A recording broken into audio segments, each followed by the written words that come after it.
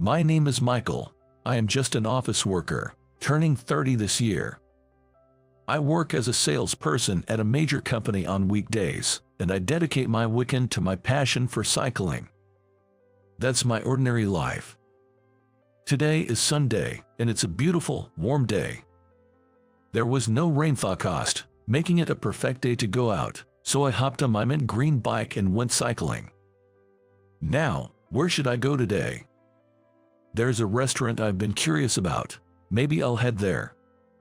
After exercising by cycling, I love eating a refreshing meal. The meal seems to taste several times better as it soothes my heated body. I have a gathering with friends from my college days this evening, so I need to be back home by then.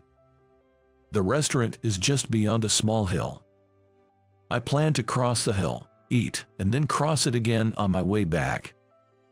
By the time I return, it should be just the right time. It happened on my way back, after I had crossed the hill and eaten. While climbing a hill on my bike, I found a man crouching at the side of the road. He looked to be in his 50s, well-dressed. Nearby, his bike lay carelessly toppled over. Seeing him clutching his chest in pain, I realized something was seriously wrong, so I got off my bike and rushed to help him. "Are you okay? Hang in there." Suddenly, my chest started hurting. "I'll call an ambulance right away. Please don't move." Having no medical knowledge, I didn't know the right way to handle this situation. But I knew I had to do something, so I immediately called for an ambulance. Soon, the ambulance arrived, and thanks to the paramedics' swift action, the man's condition seemed to stabilize. Still, just to be safe, he was taken to the hospital. "Thank you so much. You saved my life," he said. "No, don't mention it. I just did what anyone would have done," I replied. He was calm enough to talk by then. I was truly relieved. Who knows what might have happened if I hadn't been there. As I was dealing with all this, I realized that the time for my meeting was quickly approaching. Despite the delay, I needed to start heading back or I'd miss my plan. Leaving the rest to the paramedics, I mounted my bike, but the man called out to me. "Wait, please, let me offer you something in return." "No, it's okay, I must be going now," I replied. Saying that, I left the scene without even giving my name. After all, I had only done what any person should do. I didn't need a reward. The man, too, was riding a sports bike, so he seemed to like cycling as well. I'm sure we'll meet again on the road someday.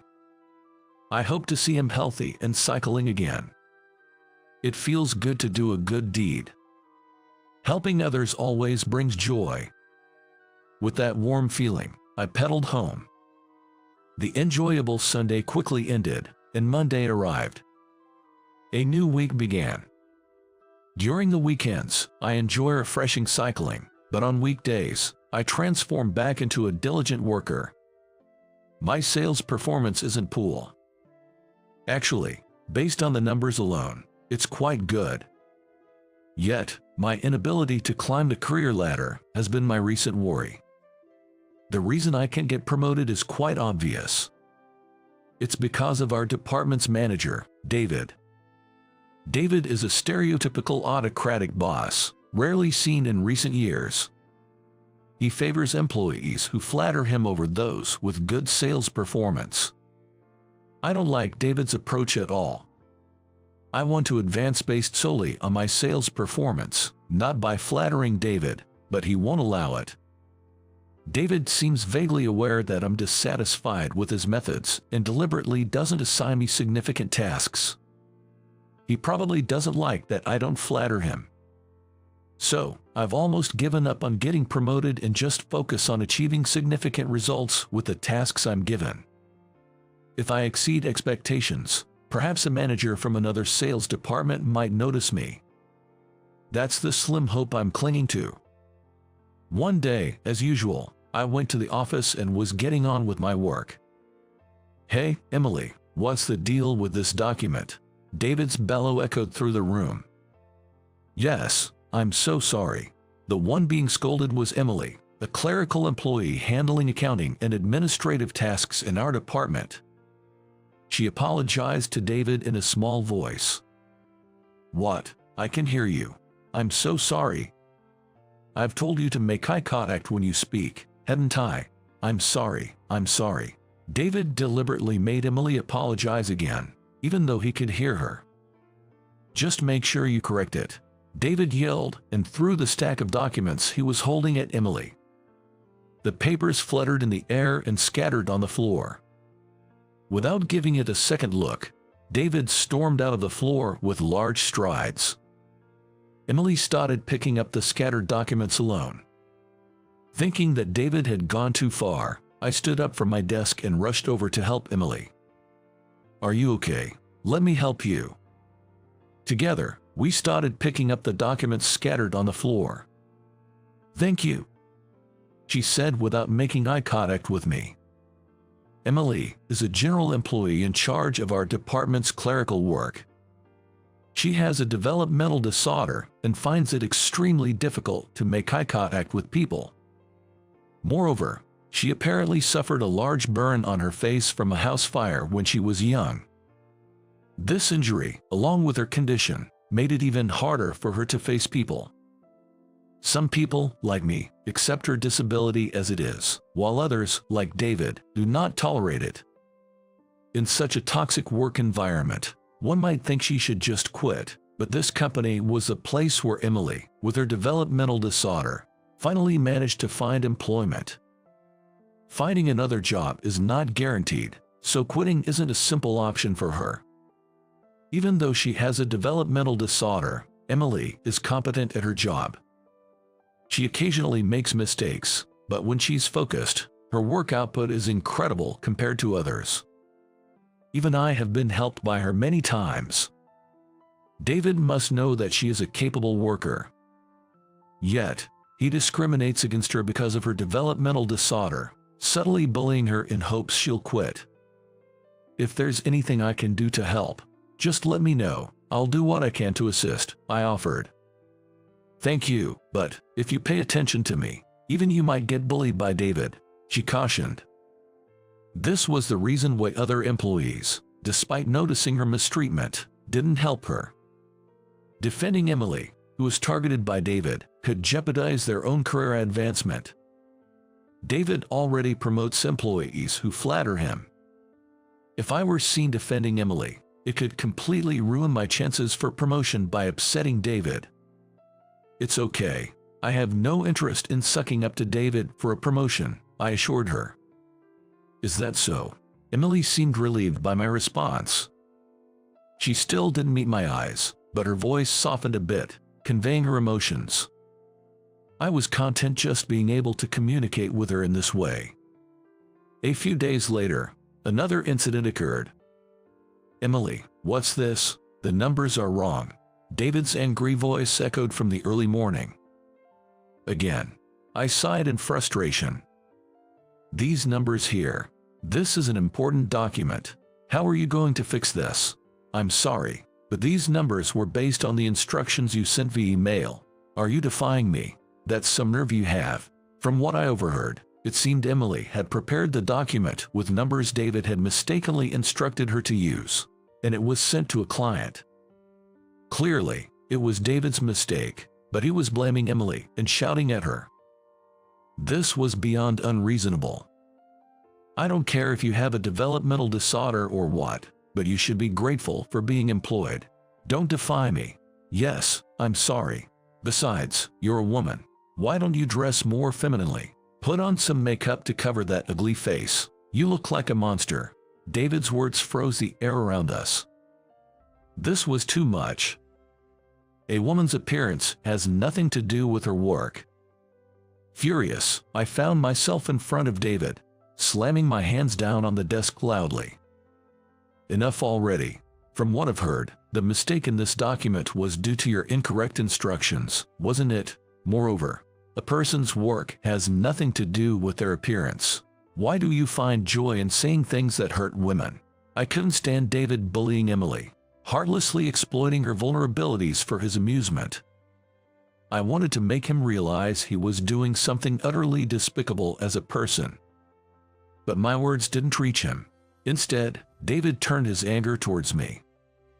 "Michael, who do you think you are, talking to me like that, defying me?"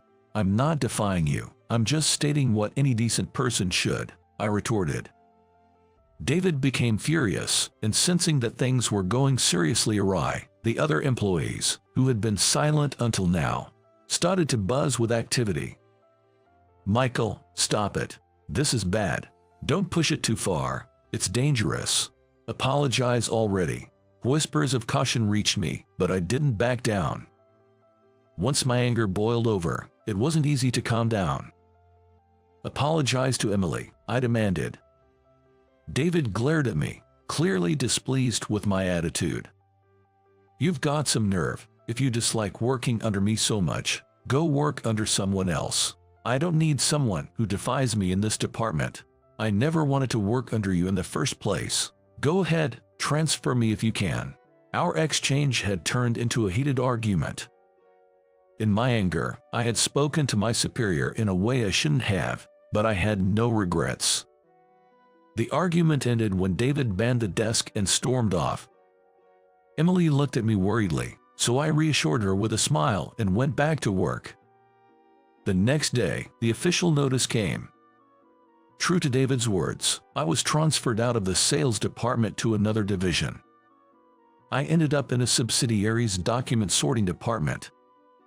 It was a small department with just a few part-time older ladies.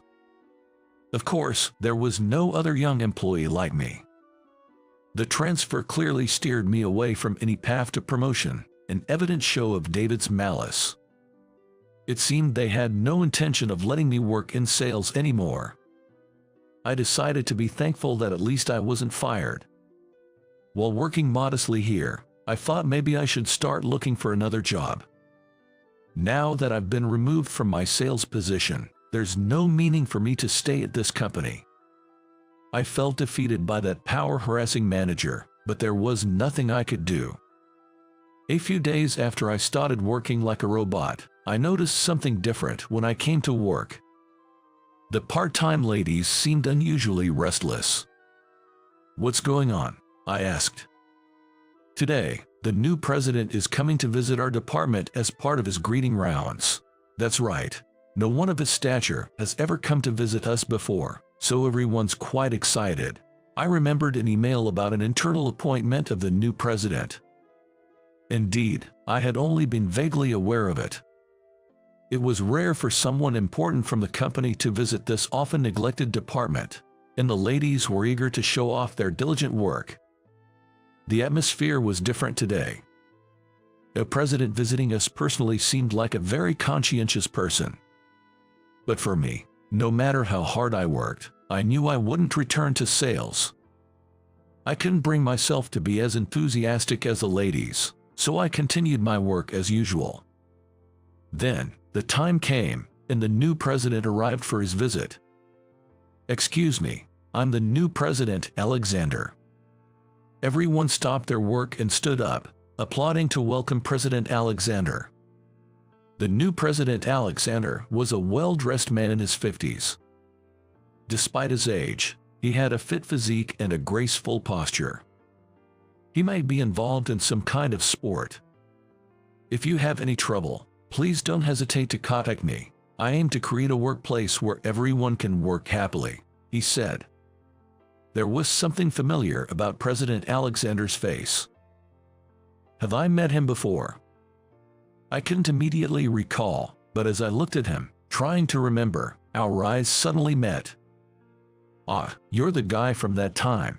President Alexander, recognizing me, approached with a sparkle in his eyes. "I've been wanting to thank you. I've been looking for you since you helped me on that hill. I never imagined we worked at the same company. It all came back to me then." He was the man I had helped while cycling. "No, I just did what anyone would do. I'm glad to see her well," I responded. "I really owe you one. If it weren't for you, I don't know what would have happened. I'm truly grateful," he expressed. President Alexander extended his hand for a handshake, and I reciprocated naturally. He was a person of good manners, treating even a subordinate like me with respect. So different from a certain power-harassing manager. I wish I could work under someone like him, I thought. By the way, Michael, I have a question for you. Yes, what is it? This department is generally not meant for young employees. It's supposed to be for part-time and short-time staff. So, why are you here? In this department full of part-time ladies, my presence as a young employee was clearly out of place. President Alexander seemed to have noticed it right away. I felt a bit reluctant, as if I were betraying David, but there was no use hiding it. I honestly explained to President Alexander the circumstances leading up to my transfer here. About the female employee, Emily. How David was bullying her, trying to make her quit. And how defending Emily led to my transfer to this department. I told him everything, sparing no details. President Alexander listened to my entire story without interrupting. I see, so that's what happened. I'm sorry, can I borrow your phone for a moment? After listening to my story, President Alexander picked up the receiver from the internal phone on my desk and made a call. It's me. Bring David here. Soon after, David appeared. David, I heard you decided on Michael's transfer. This department isn't supposed to have full-time employees. Can I hear the reason for the transfer? Confronted by President Alexander, David was sweating profusely. Well, that is. I want to hear the reason for the transfer. Please explain. Unable to justify his self-centered reasoning to President Alexander, David just opened and closed his mouth like a fish, unable to say a word. His pathetic sight made the part-time ladies giggle. Impatient with David's silence, President Alexander let out a heavy sigh. I've heard enough to guess the reasons. If what you're implying is true, it's a serious issue. I'll have an investigation conducted in your department. I'll also speak to your subordinates for fact verification. Understood? Yes. Following this, all of David's misdeeds came to light, and he received a demotion. Naturally, he couldn't stay in the same department. He was apparently transferred to a regional department. Of course, my unjust transfer was revoked. I was able to return to my original sales department. The sales department without David seemed livelier somehow. Michael. The first to approach me upon my return was Emily. I'm sorry my situation caused your transfer. No, it's not your fault, Emily. I chose to stand up to David, so don't worry about it. Emily thanked a lot to me. I never thought it was her fault. And I heard about you from President Alexander. From President Alexander? Yes. Thank you very much for everything. As she raised her head, our eyes met for the first time. Emily, who had difficulty making eye contact, was looking directly at me. President Alexander spoke very highly of you. He said you're a sincere and righteous person. I also heard about your help during the cycling incident. That's just. I did what anyone would do. I felt a bit embarrassed being praised face to face, but I was happy she was looking me in the eye. Actually, I also like cycling. Is that so? Turns out she enjoyed cycling too. Cycling, as it turns out, is appealing because the faster you pedal, the faster you go, allowing you to immerse yourself in the simple act of pedaling. It's a form of enjoyment that suits Emily's incredible concentration. When I mentioned this to President Alexander, he invited us to go cycling together. Michael, would you like to join us for a ride on our next day off? The idea of cycling together with President Alexander and Emily sounded enjoyable. There was no reason to decline. At work, with the dictatorial manager gone, I started receiving fair evaluations. As a result, my salary increased, and I even got a promotion. In my personal life, I made new cycling friends, making my weekend delightful. My ordinary life suddenly became vibrant and colorful. I was sometimes ridiculed for being too serious, but I'm glad I stayed true to what I believed was right. Thanks to that, I'm now enjoying both my work and personal life immensely, living a fulfilling life every day. My name is David. I divorced at the age of 25 and took it as an opportunity to enroll in medical school, fulfilling my long-held dream of becoming a doctor. After completing my residency and working at a university hospital for about 2 years, I started my own practice last year, marking a new beginning in my life. I used to lack confidence. Despite growing up in a warm family, I became accustomed to suppressing my own desires to avoid causing any trouble for my parents, often yielding to others' wishes. My ex-wife, Jessica, was one of those people. David, let's go to Hawaii on our next day off. But we just went to Mexico. I don't have enough money. What? Not able to take your girlfriend to where she wants to go? What a loser. Well, if you could chip in a little. Why should I pay for anything? You're a man, aren't you? Having worked straight after high school, I had a longer work history than Jessica, who was a college student at the time. Still, jobs available to high school graduates didn't pay much back then. It was enough for me to live on my own, but Jessica, somehow convinced that my longer work history equaled higher wages, expected me to pay for all our dates. She was extravagant with money, insisting on trips during long vacations. She never spent any of her own money, always cunningly relying on mine. Yet, lacking confidence and feeling it was a miracle to have a girlfriend despite my low salary and high school education, I couldn't bring myself to leave Jessica. Jessica, on her part, had no intention of working after graduating from college, often saying, "You'll make me a stay-at-home wife, right?" So, I was pressured into registering our marriage. The wedding ended up being a grand affair. I had suggested a ceremony that suited our means, but she wouldn't listen, and we ended up having a lavish wedding funded by both her parents and mine. I would never allow such a thing now, but back then, I convinced myself that if Jessica was happy, that was all that mattered. The real nightmare began once we were married and living together.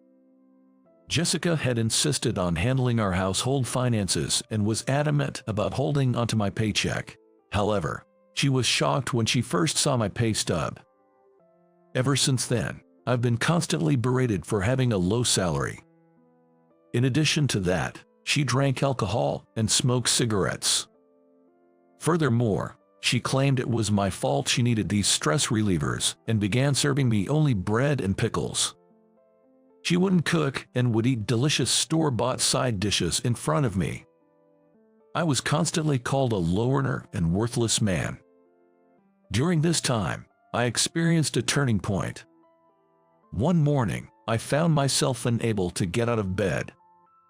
Despite this, Jessica demanded I go to work, saying it was my responsibility as the low earner, and left for her day.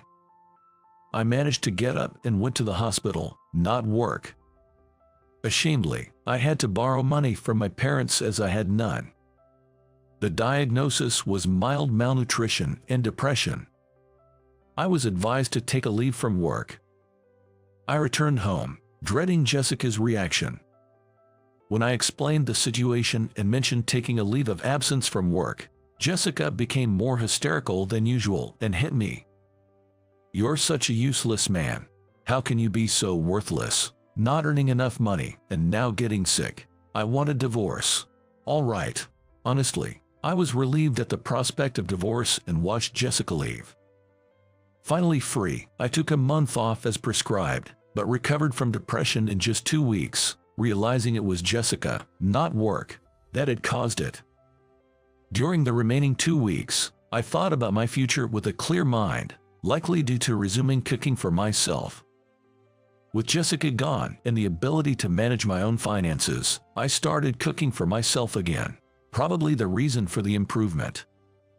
As nutrition began circulating through my body again, I started to function better. Thinking about the future with a clear mind was enjoyable. That's when I made a decision. The decision was to pursue my childhood dream of attending medical school. Back then, I lacked the courage to chase that dream. Since I had no other aspirations besides becoming a doctor, I had declined going to university to avoid wasting money and started working, as per my parents' wishes. They were worried about me but respected my decision, always saying life can always be restarted. But after my marriage and divorce with Jessica, I learned firsthand the dangers of living a life centered around others and the importance of living by my own principles. For the first time, I seriously considered what kind of life I wanted to lead. I still wanted to become a doctor. Now, I felt I could do it. I had nothing to lose. From there, things moved quickly. I humbly asked my parents if I could move back home until I graduated from medical school. Thankfully, they also agreed to help with tuition, and combining this with the savings I had hidden from Jessica, I managed to make it work.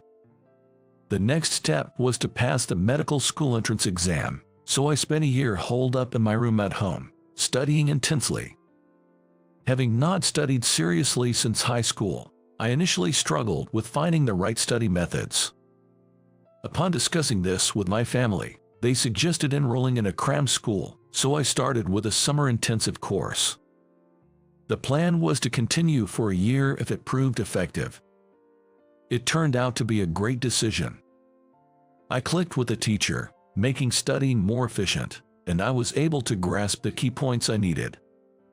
My mock exam scores improved dramatically over the summer, and I decided to continue with this teacher for the year. I paid for the cram school fees myself. As autumn came and the February entrance exams approached, I intensified my study efforts.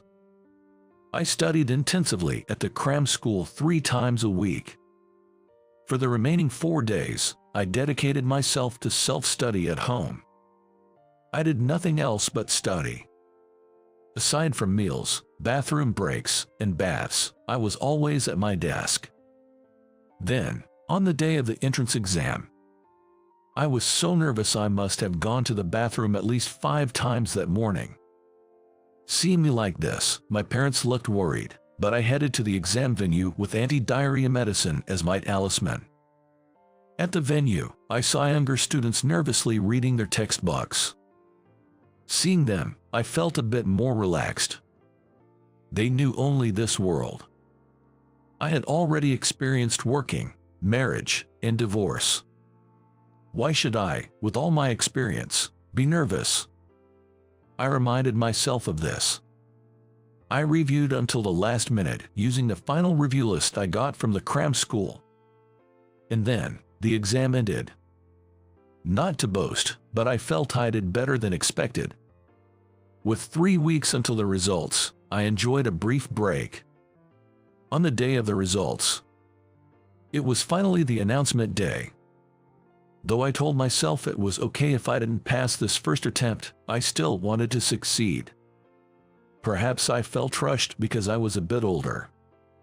I was too scared to look at the notice board with the numbers. Clutching the paper with my exam number, I stood frozen on the spot. I talked to myself desperately. Even if I failed here, I could study for another year. It wouldn't be my first time studying, so I should be able to level up from last year. It's not like it's decided I can become a doctor. It's just delayed. My life is mine to decide, right? Even if I fail here, I'll keep moving on, right? As I had this internal conversation, the moment came. I lifted my face towards the notice board. There it was. I had passed. Incredibly, I passed the medical school entrance exam on my first try. I couldn't believe it. Tears overflowed right there and then. After enduring a hellish marriage, I had worked tirelessly to change myself. I had firsthand experienced that effort pays off.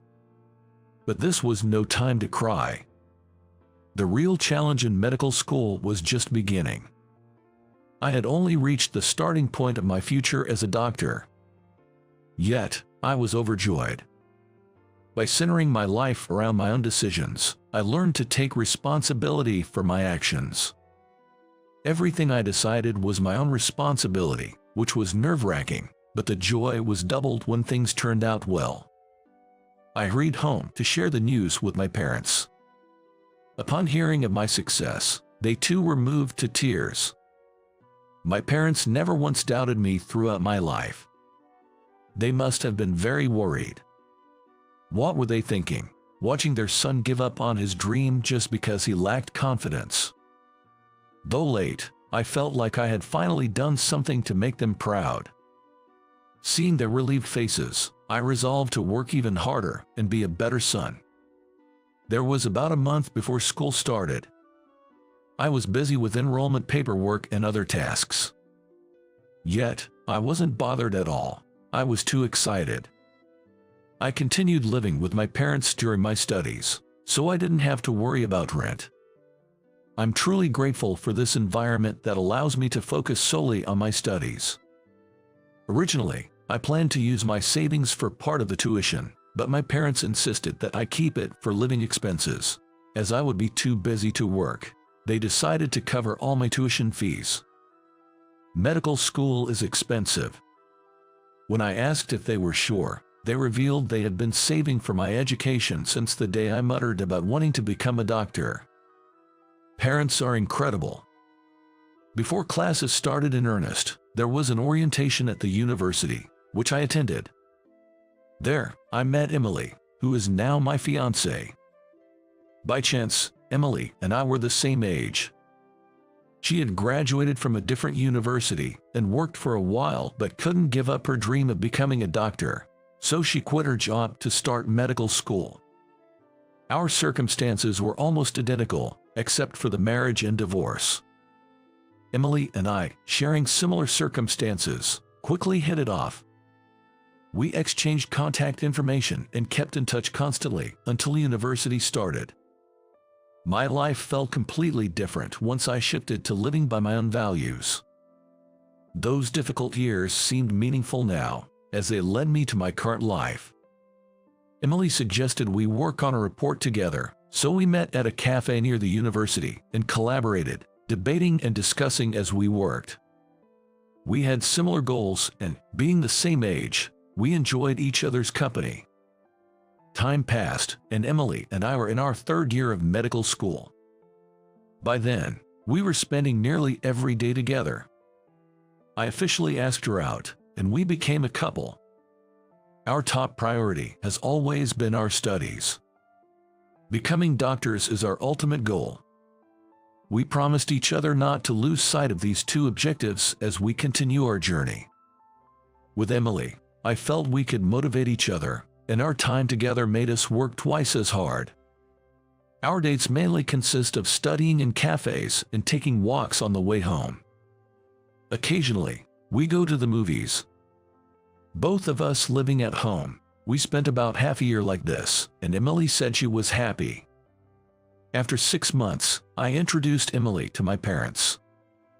Having gone through the experience with Jessica, I was a bit nervous, but my parents were delighted and welcomed Emily warmly. From then on, Emily and I started spending days at my parents' house when we didn't feel like going out or just wanted to relax. Look at this, Dave. You bought that. I was actually thinking about getting it too. I can lend it to you after I'm done reading it, if you can wait. I can wait, so I'm buying it now. Let's exchange our thoughts after we've both finished reading it. In this way, Emily and I spent our time peacefully, never fighting. Always positive, Emily is an independent and straightforward woman. Yet she has this adorable side that makes me feel she's too good for me. I often think how great it would be to become fully qualified and marry Emily. Whenever I mention this, Emily always insists that she has no intention of being supported by me, and that it's fine even if I'm not fully established yet. What a strong woman she is. Well, our dream is to become fully fledged doctors, so there really isn't an option not to become one. Time passed, and graduation approached. Both Emily and I managed to graduate without any delays. It was a miracle I got into medical school on my first try, let alone graduating straight through. It's all because Emily and I worked hard together. By the time of our graduation, I had decided to propose to Emily. For our graduation celebration, we dined at a fancy restaurant we wouldn't usually go to and enjoyed the night view. I felt too embarrassed to propose in the restaurant, so I planned to do it during our usual walk. Although our usual walking path was nice, tonight's path with its beautiful night view made me feel quite romantic. We're finally graduating. Yeah, we really did our best. It's all thanks to you. I would have struggled a lot more if I were alone. We both supported each other, right? It's good that we'll both be in our hometown for our internships, even though they are different places. Yes, but honestly, I'm a bit anxious. About what? We've been together for 3 years, but if you count from the day we entered school, it's been 6 years. I'm a little sad to think about the days we won't be able to see each other now, but I bet we'll be too busy to worry about it. Though, about that, I don't think I could find another partner who motivates me as much as you do. And you know, I used to lack confidence and felt anxious every day, but being with you, I've started to like myself. That's why I want us to be together forever. Of course, I know, I know we'll be fine. But to make us feel even more secure and as a mark of my commitment, Emily, will you marry me? Really, I'm so happy I'm crying. Of course I will. Emily accepted my proposal with tears and a radiant smile. From that day, Emily became my fiancée. We decided not to register our marriage during our internship period to focus on our training. Both my parents and Emily's were overjoyed and supported us wholeheartedly. We discussed living together during our internship, but decided it would be too challenging with the new job, so we continued living at our respective homes for a while. 2 years into our internships, after some ups and downs, Emily and I continued to motivate each other and made it through. As we both aimed to become pediatric specialists in the next 3 years, living together seemed more convenient. So about 2 years after getting engaged, we finally decided to move in together. We planned to register our marriage once we were ready to start our own practices after these 3 years. Neither of us was particularly focused on the formalities of marriage, as we were always together and focused on our life goals. However, since it would be Emily's first marriage, we promised her parents to officially register at the appropriate time. Both families were incredibly supportive as we planned everything and kept them informed. We squeezed in time to search for a place to live amid our busy schedules. I usually went along with Emily's opinions, as she had strong preferences for our home and I wasn't particularly interested. We visited several places, and Emily always looked happy. She talked endlessly about furniture arrangement and themes. Our incomes as interns weren't high, so we couldn't afford a luxurious home, but any place was fine as long as we were together. We settled on a 2-bed apartment. Choosing furniture was something we could do in our free time, but for things like applying for and setting up utilities, which are difficult to schedule around, our parents were a great help, especially when Emily and I couldn't find time together due to our busy schedules. I'm truly grateful for their assistance. After we successfully moved in, we held a celebration with both our families. If it weren't for everyone, we couldn't have made it this far. Thank you so much. Really, we're so lucky to have such supportive parents. Thank you. Cheers. We took the next day off, so we spent that night enjoying a long, happy dinner, talking and laughing together. I never imagined such happy days would come to me, especially during the time I was with Jessica. Nutritional deficiency in this day and age, I wonder why I ever accepted being treated that way. After our parents left, Dave, I don't really like talking about the past, but what's up? Remember, you can ask me anything. I have told Emily everything about Jessica. This includes all the reasons for our divorce. I didn't want to portray Jessica as a villain, so I made sure to explain that my own lack of confidence was also part of the issue. Moreover, I acknowledged that there might be times when being with someone who is divorced like me could cause her anxiety. I had told her to feel free to ask me anything during such times. It's not that I'm anxious, but I just want you to know that I'll never let you suffer from nutritional deficiency. What? It's just, thinking of how wonderful you are makes me sad that you were treated that way. Emily, you're really funny and kind. With you, I'll never go back to being who I was before. Besides, now I'm confident enough to at least feed myself properly. I know, but I might not be able to express it well, but I want to take good care of you, Dave. Thank you. I'm definitely going to make you happy. And so, our first night living together was sweet and affirming, cementing my belief that Emily is indeed my lifelong partner. It was the first time a woman had ever said she would take care of me. Emily constantly surprises me in the best ways. Emily taught me that it's okay for a man to rely on someone else. She also showed me that it's okay for a man to cry. Furthermore, Emily taught me the importance of valuing each other equally. Years later, Emily and I successfully obtained our pediatric specialist licenses. We were working at a university hospital while planning to start our own practice. Around that time, I heard from a local friend that Jessica had remarried. Since I'm not on social media, I had no idea what she'd been up to, but apparently, she married the owner of a construction company in our hometown. My friends, who had always sided with me, never shared any information about me with Jessica. However, since Jessica actively posted her life updates on social media, everyone knew what she was doing. It seemed she had been dating men who could financially support her since our divorce, but she seemed dedicated to her new husband. Well, for Jessica, it's probably dedication to his money.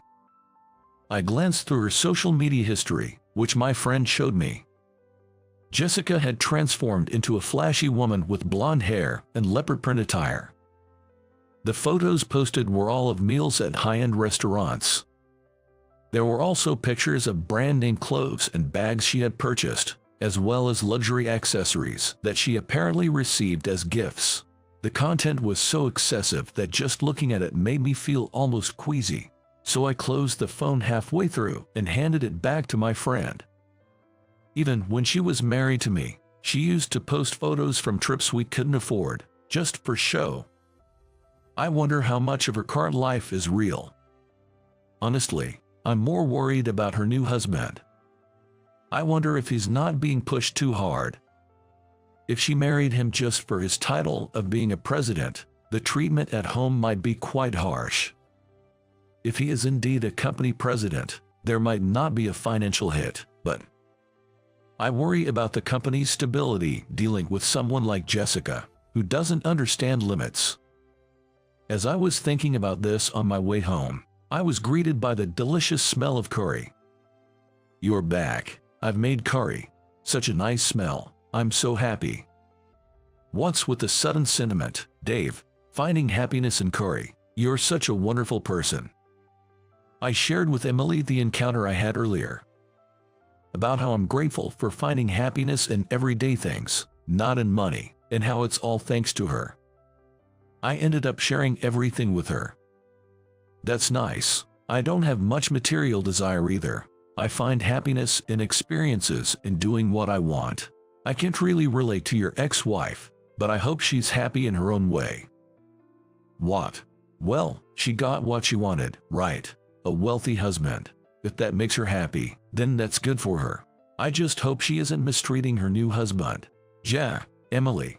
Being able to wish happiness for your fiancé's ex-wife. How incredible are you? I'm almost moved to tears. It's just a lack of interest. I don't want her unhappy and coming back to affect you, Dave. I see. Emily is truly remarkable. Even making light of it, it's something not many people can say. If Emily had an ex-husband, I'd want to erase his existence. I can bear the thought of someone else knowing a side of her I don't. So, realizing her magnanimity, I was deeply moved. We decided to use our rare day off for a hot spring trip. Next month would be the final push for opening our practice, which meant we'd be extremely busy. So, Before that, we wanted to relax. I had already submitted my resignation at the university hospital and was using up my paid leave. Emily planned to join the clinic after it was established, so she would continue at the university hospital for a while longer. Today and tomorrow, we decided to indulge and even bought first-class tickets for the train. And as we were finding our seats, "Wait a minute, David, aren't you David? Jessica, long time no see. You still look as poor as ever.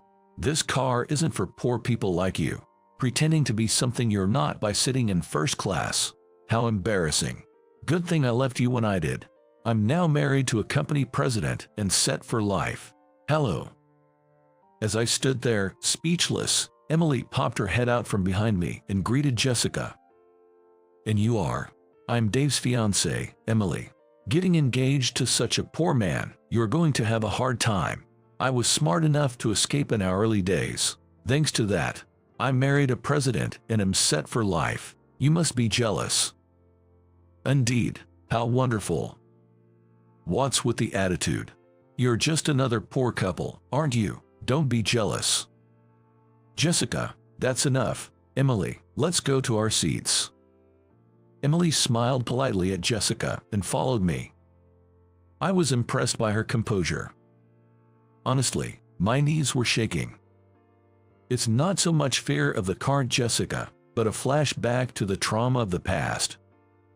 Emily, noticing my cold sweat, was concerned about me. She kindly went and bought me a drink. We weren't too far from Jessica and her husband's seats, but far enough not to hear their conversation, which was a relief. As we were talking about looking forward to the hot springs. "Is there a doctor on board? Anyone?" We heard cries for a doctor in the train. Turning around, we saw an elderly person collapsed behind Jessica's seat, face pale. Emily and I rushed over immediately. "We're both doctors. What happened?" He ordered a drink and was already shaking a bit. As soon as I handed it to him, he collapsed. "Here, Dave, use this." "I see, it could be hypoglycemia. Do you have any Coke or chocolate?" "Wait, what kind of joke is this? David being a doctor? That's impossible. If you perform medical acts without qualification, that's a crime. Stay away. Just be quiet." Startled by my shout, something she had never experienced from me, Jessica was clearly shaken and fell silent amidst the commotion in the train. Amidst the chaos, Emily and I swiftly attended to the patient. "Here's the Coke and chocolate." "Thank you. Dave, shall we try giving him some Coke first?" "Wait a second, are you okay? Can you hear me?" There was a faint response. Without intravenous glucose on the train, it was crucial to get him to ingest a sugar-rich drink or food to avoid danger. "He's responding. Okay, look for a glucose meter in his bag." "Got it." "Sir, we're going to measure your blood glucose level now, okay? It will sting a bit." The symptoms clearly indicated hypoglycemia, but we measured his blood glucose level to be sure. We pricked his finger and set the blood on the meter. As expected, his blood glucose level was dangerously low. "Confirmed hypoglycemia. Emily, can you help him drink the Coke? I'll arrange for an ambulance at the next station." "Understood." As Emily helped him sip the Coke through a straw, the man's color visibly returned. By the time we reached the next station, he was able to converse. We had him taken in an ambulance to the hospital for a thorough checkup. "David, are you really a doctor?" "Yeah, I am." "But when you were married to me, you were just a nobody." "Maybe I was." Jessica, faced with my calm response, turned pale. She probably thought she had missed a golden opportunity. In her mind, being a doctor equated to being wealthy. Her attitude towards me hadn't changed. She still saw me as worthless. "When did you become a doctor? If I had known you had such intentions, I wouldn't have divorced you. I decided right after our divorce. I thought I had nothing to lose and decided to pursue my long-held dream. Thanks to that, I met Emily. I'm happy now." "Why couldn't you have done that when we were married? If you were a doctor then, I could have had a better life." I don't live to make you comfortable. What? Isn't it obvious for a man to support a woman? What kind of adolescent fantasy are you spouting? And your fiancée? She must be after your money too. Actually, I'm a doctor too, so there's no need for me to rely on him financially. What? Then you don't need David. Break up with him. Why should we? I'm happy with her. Come back to me, David. You'll have someone to provide for. That's more motivating, right? Do you even know what you're saying? Hello, you do realize that I'm here too. You be quiet. They are doctors. They earn way more than you, right, David? Leave her and be with me instead, please. That's impossible. Incredibly, upon learning that I had become a doctor, Jessica suggested getting back together with me. And she did this right in front of her husband. Her husband was left speechless. Of course, it was shocking to encounter someone so blatantly disrespectful. Jessica, right. I won't be leaving Dave, even if he doesn't earn a penny. You're only saying that because David is a doctor now. If he were actually poor, you'd run away in an instant. That's not true. We met right after I entered university, after my divorce with you. I had no money then and was living at my parents' house. When we started dating, I was still a student with no guarantee of becoming a doctor. Yet, Emily found happiness in the small things of everyday life and chose to be with me. In my opinion, Dave was admirable, working hard and staying focused during tough times. I was attracted to his personality, not his potential future.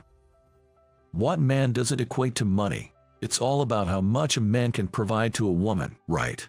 Love doesn't matter. I can't take this anymore. I'm leaving. Wait, Michael, where are you going? We haven't even reached our destination. I'm going to my parents' house today. I'll have my lawyer send you the divorce papers. Wait, what are you talking about? You wanted to get back with your ex-husband, right? I'd rather be with someone who sees me as a person. I've been patient, but I'm done. Goodbye. Michael, wait. How can you leave a woman alone like this? David, you saw that, right? He's worthless. I had to be with someone like that. Protect me. I understand him, though. Being treated as less than human is harder than you think. If a man keeps providing, I'll treat him properly. That mindset. You don't know the effort it takes to earn money. You probably just spend it without thinking. Even a president like him bears a heavy responsibility. Your lack of gratitude is appalling. And just so you know, Dave didn't become a doctor for money. That's impossible. No doctor would do that. Well, that doctor is right here. I'm content as long as I can live. Emily feels the same. Being happy together is what matters most. Something you'll probably never understand. Dave, our station. Goodbye, Jessica. I doubt we'll ever meet again. Wait, what am I supposed to do alone? Leaving Jessica yelling in the train. Emily and I got off at our station. Sorry for showing you that mess. Dave, you were so cool. And I take back what I said. Take back what? She won't be happy. Right. That was the end of the topic about Jessica. Emily and I changed the topic and returned to our usual selves, looking forward to our wonderful hot spring trip. On the way to the hotel, I was honestly overwhelmed with shock, unable to believe my past self. How did I ever get caught up with such a woman? It was clear, a woman who blatantly says men are only for money. Every time her image crossed my mind, I looked at Emily's smile and felt happy again. When we arrived at the hotel, we fully enjoyed the hot springs and delicious food.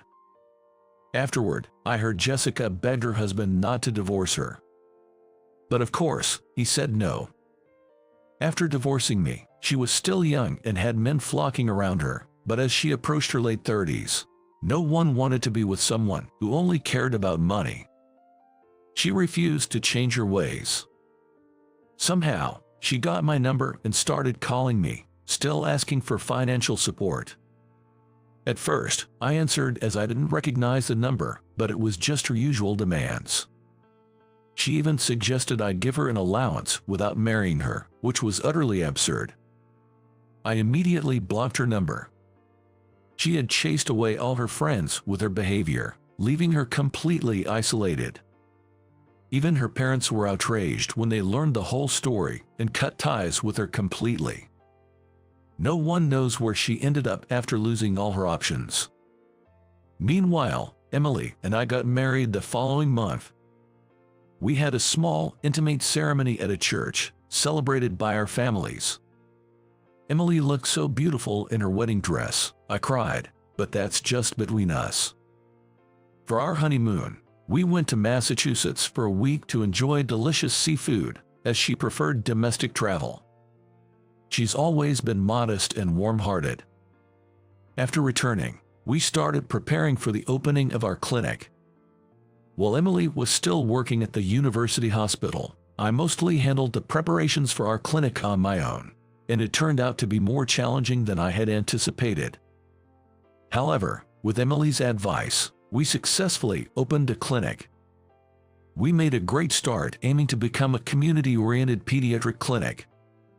We had already arranged a partnership with the university hospital where Emily and I used to work, so we could refer patients we couldn't handle to them. Thanks to this, we quickly gained the community's trust, and in just 6 months, our clinic became the go-to place for pediatric care. Once the clinic was stable, Emily resigned from the university hospital to work with me.